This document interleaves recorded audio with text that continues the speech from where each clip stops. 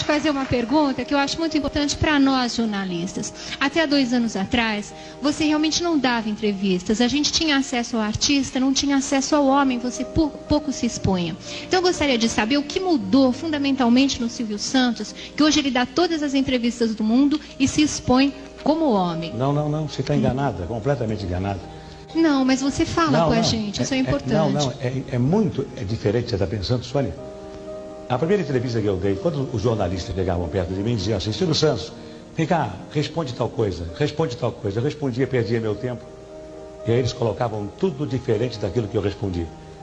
Então, se perguntavam para mim, qual é o prato que você gosta? Exemplo, uma pergunta que foi feita 10.000 vezes, eu dizia: eu sou carioca, eu gosto de arroz, feijão preto, bife com batata frita, que foi o que eu comi a minha vida toda. Não é possível. Você é rico, gosta de estrogonofe. Tá bom, então coloca estrogonofe. Então eu quando chegar o jornalista perto de mim, deixa eu fazer o seguinte: fala o que você quiser. Você é jornalista, tem que preencher uma folha de papel branco. Ok, ganha a tua vida, faz o que você quiser. Não vou telefonar nunca para o teu patrão. Nunca. Agora não com a minha colaboração. Faz o que você quiser. Diz o que você quiser de mim. Não adianta eu te responder perguntas, porque você vai mudar tudo. Porque você não é jornalista, é psicólogo ou psiquiatra. O jornalista que me entrevistar tem que ser sério, competente e tem que ter inteligência e sensibilidade para colocar no papel os meus bons e os meus maus pensamentos. Ele não tem que ser, como não vai ser no SBT, jornalista que quiser trabalhar comigo, não vai ser investigador, detetive. Jornalista que trabalhar comigo aprendeu na faculdade a ser idealista, aprendeu na faculdade a escrever o que deseja, vai escrever, compra uma estação de televisão, compra um jornal. Na minha não.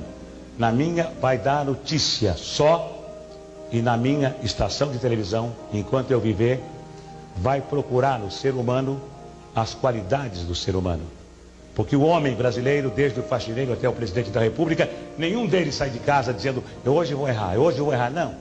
Não. Todos saem de casa com a intenção de acertar. Fazem 10 coisas, erram 3, e os jornais e a televisão só encontram os 3 defeitos, não encontram as 7 qualidades. Qual é o ser humano que vai progredir se ele não recebe estímulo? Se ele só recebe cacetada da imprensa, cacetada da televisão. Me faz lembrar a piada do homem que morava numa vila de casas e que era engenheiro eletrônico, falava inglês, era arquiteto, falava francês, falava alemão, era músico, tocava um instrumento. Ninguém conhecia ele. Conhece o músico? Não. Conhece o inglês, o que fala inglês? Conhece o... Não. Conhece o careca? O careca, sim, o careca é da casa 23. Quer dizer, o careca todo mundo conhece. E as outras qualidades do careca ninguém sabe quem é?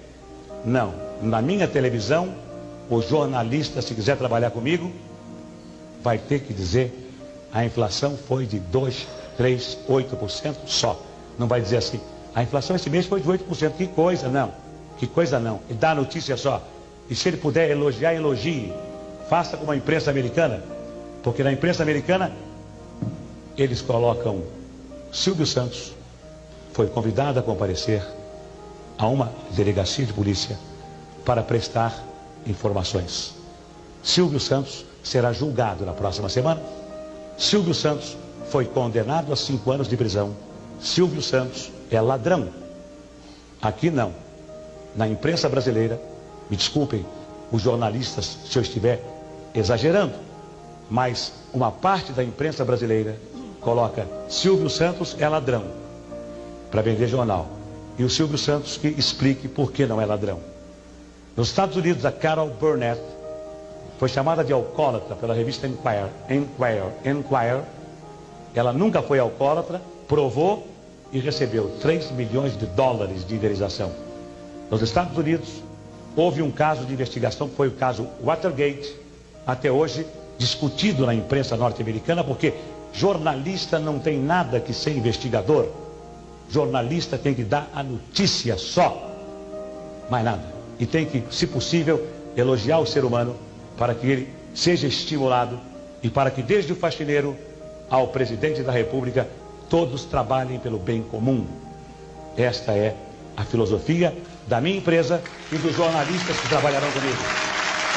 Se não quiserem, comprem um jornal, ganhem uma concessão de televisão. E o dia que o governo não quiser mais o Silvio Santos como concessionário, chega perto de mim e fala, não quero mais, eu entrego.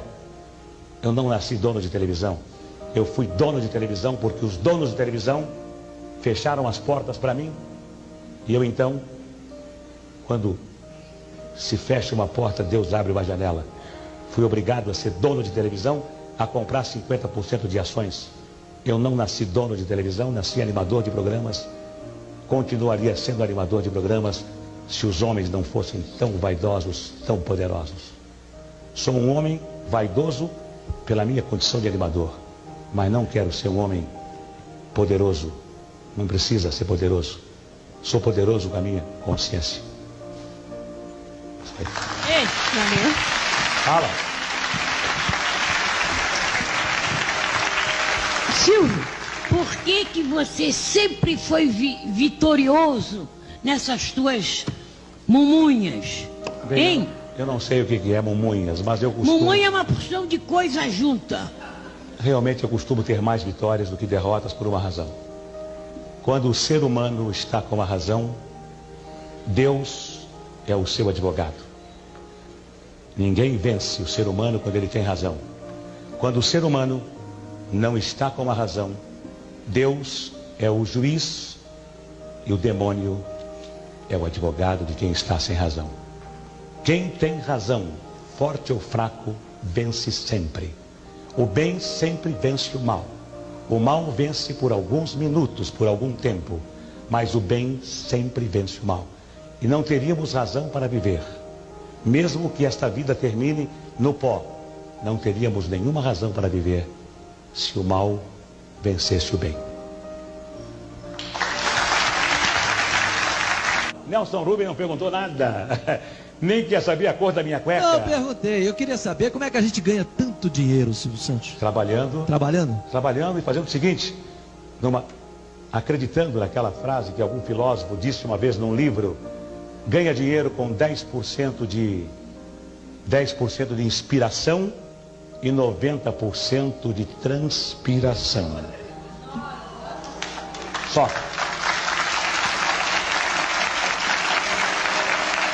Saber qual foi a sua maior tristeza e a sua maior alegria. A minha maior tristeza foi a morte da minha esposa, chamada Cida, aos 39 anos de idade, com câncer no estômago.